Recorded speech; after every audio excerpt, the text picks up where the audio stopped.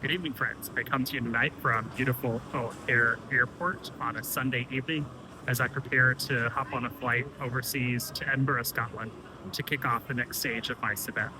So far on my sabbatical journey, I've mostly spent time with family at home, time at the pool, time in the yard, time at sports games, time walking around the neighborhood. And we went on a couple of family trips.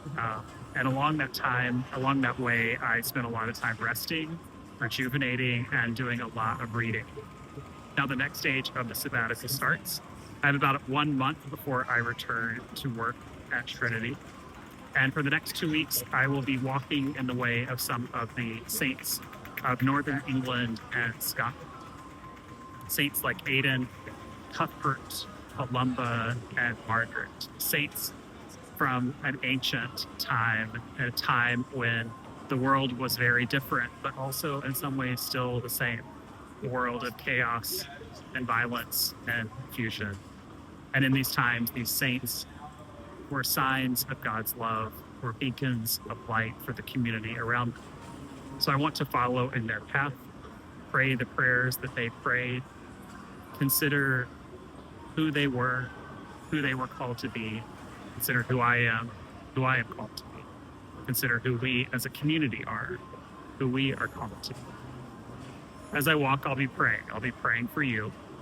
Lisa, our parish administrator, gave me a laminated prayer list so that it doesn't get wet in the Scottish rain. And I'll be praying for you by name as I walk, praying for your well-being, praying for your souls, praying for your vocations, praying for your families, praying that you would hear God's voice in your life. I'm going to ask that you pray for me too. I'll be visiting several holy sites over these next 2 weeks. I hope if I'm able to drop a line in the form of a video once or twice. I'm not going to make any promises because I don't know what the cell service will be or exactly how my time will be spent. But if I'm able, I'll check in and show you some of the sites. Mostly, I want to say thank you. Thank you to the vestry, to the wardens, to the staff, to all of the members of our parish who support us financially and spiritually and with presence and with prayers. You make this ministry possible, and I know that this sort of trip, this sort of time away is not something that everyone gets, and I am incredibly grateful for it.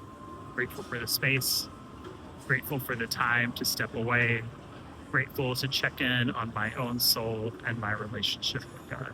Thank you for all that you do. If we don't see you before that, we'll see you in September. Peace.